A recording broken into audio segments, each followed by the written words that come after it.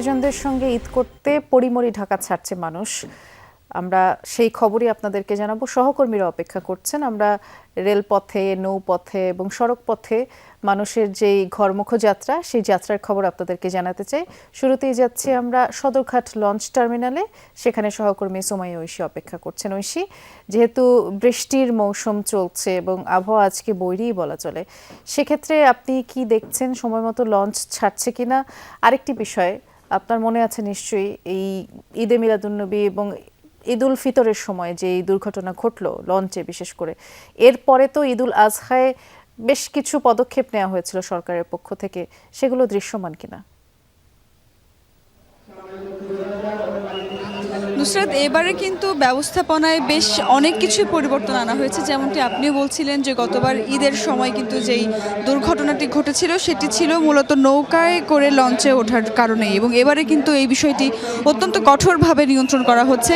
কোনোভাবেই যাতে কোনো যাত্রী নৌকায় করে লঞ্চে উঠতে না পারে সেই জায়গায় কোনো নৌকা রাখা হয়নি, এবং টহলের ব্যবস্থা রয়েছে। কোস্টগার্ড, নৌ পুলিশ এবং ফায়ার সার্ভিসের স্পিড বোট নিয়ে কিন্তু তারা সবসময়ই তদারকি করছেন, এবং কিছুক্ষণ পরপর আসলে মাইকিংও করা হচ্ছে এখান থেকে, যাতে করে লঞ্চের সামনে ছাড়া নৌকায় করে কোনোভাবেই কোনো যাত্রী উঠতে না পারেন সেই বিষয়টি কঠোরভাবে দেখা হচ্ছে। এবং একই সঙ্গে এবারে কিন্তু ভেতরে কোনো হকার নেই, অর্থাৎ সেই জায়গাটা যাত্রীদের চলাচলের জন্য উন্মুক্ত করে রাখা হয়েছে, এবং তাতে করে বেশ কিছুটা স্বস্তি পাচ্ছেন যারা যাত্রীরা দূর দূরান্তে যাচ্ছেন লঞ্চে করে। এবং একই সঙ্গে যাত্রীদের জন্য যাদের অনেক বেশি ভারী মালামাল রয়েছে তাদের জন্য ট্রলির ব্যবস্থা করা হয়েছে। ফলে সব দিক থেকেই আসলে যাত্রীরা বলছেন যে এবারে যাত্রা বেশ কিছুটা স্বস্তি। তবে কয়েকটা জায়গায় কিন্তু আমরা বেশি ভাড়া নেওয়ার অভিযোগও পেয়েছি। যেমন এই লঞ্চটিতেও কিন্তু আমরা শুনেছি যে মাস্টার কেবিনে কিন্তু 700 ভাড়া বেশি, 700 টাকার টিকিট আরও বেশি নেওয়া হচ্ছে, সিঙ্গেল কেবিন দেওয়া হচ্ছে না, এরকম ছোট ছোট অনেকগুলো অভিযোগই আমরা পাচ্ছি। কিছুক্ষণ পরে মন্ত্রী মহোদয় আসবেন এখানে, তারপর আসলে তিনি হয়তো আরও কিছু তথ্য আমাদেরকে দিতে পারবেন বা ব্যবস্থাপনা সম্পর্কেও তদারকি করবেন। নিশ্চয়ই তখন আপনার মাধ্যমে দর্শকদের জানাবো। ধন্যবাদ ঐশী। জানাচ্ছিলাম ঈদে বাড়ি ফেরার খবর, বাস যাত্রার খবর জানবো। রাজধানীর মহাখালী বাস টার্মিনালে সহকর্মী লামিয়া তিথি অপেক্ষা করছেন। তিথি, আজ তো দেখা যাচ্ছে যে বেশ মানুষের চাপ রয়েছে সড়ক পথে, গাড়িগুলো ঠিক সময় মতো ছাড়ছে কিনা, এবং সব সময় বরাবরে যেই আমরা অভিযোগটি পেয়ে থাকি যে বাড়তি ভাড়া, সে ধরনের কোনো অভিযোগ রয়েছে কিনা?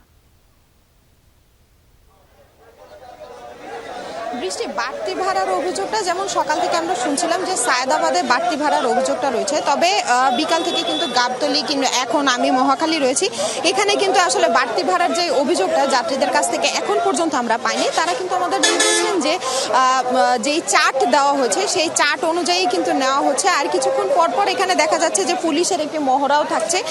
তারা কিন্তু বলছে যে যে কন্ট্রোল রুম রয়েছে তারা কিন্তু সেখান থেকে মনিটরও করছে, এবং তারা চেষ্টা করছে যে যতটা সম্ভব যাত্রীদের এই যে যাত্রা সেটা খুব নিরাপদভাবে যেন যেতে পারে সেটার কিন্তু নিশ্চয়তা তারা দিচ্ছে। আর যদি বলি যে যাত্রী চাপের কথা, কাউন্টার থেকে কিন্তু আমাদের জানাচ্ছিলেন যে অন্যান্য বার ঈদের তুলনায় কিন্তু এবারে যাত্রী চাপ কিছুটা কম। তারা প্রত্যাশা করছেন যে আগামীকাল, যেহেতু আজকে থেকে ছুটি শুরু হয়েছে, তাই আগামীকাল হয়তো বা 26 এবং 27 তারিখ তারা ভাবছে যে যাত্রী চাপটা একটু বেশি হতে পারে। এছাড়াও যদি বলি যে অগ্রিম যে টিকিট সেগুলো কিন্তু অলরেডি বিক্রি হয়ে গেছে। তো সব মিলিয়ে বলতে গেলে যে যাত্রী চাপ, তারা আমাদের জানাচ্ছিলেন বাস কাউন্টার কর্তৃপক্ষরা যে সকালের দিকে যাত্রী চাপ কিছুটা বেশি ছিল তুলনামূলক, কিন্তু এখন পর্যন্ত এখন যেই দৃশ্য রয়েছে বিকালের, তো সেই অনুযায়ী কিন্তু যেই যাত্রী চাপ রয়েছে সেই যাত্রী চাপ কিন্তু এখন তেমনটি নেই। তবে তারা প্রত্যাশা করছেন আগামীকাল আবার সকাল থেকে কিন্তু এই যাত্রী চাপটা কিছুটা বাড়বে। বৃষ্টি, শুনছিলাম আপনার মাধ্যমে। ধন্যবাদ তিথি।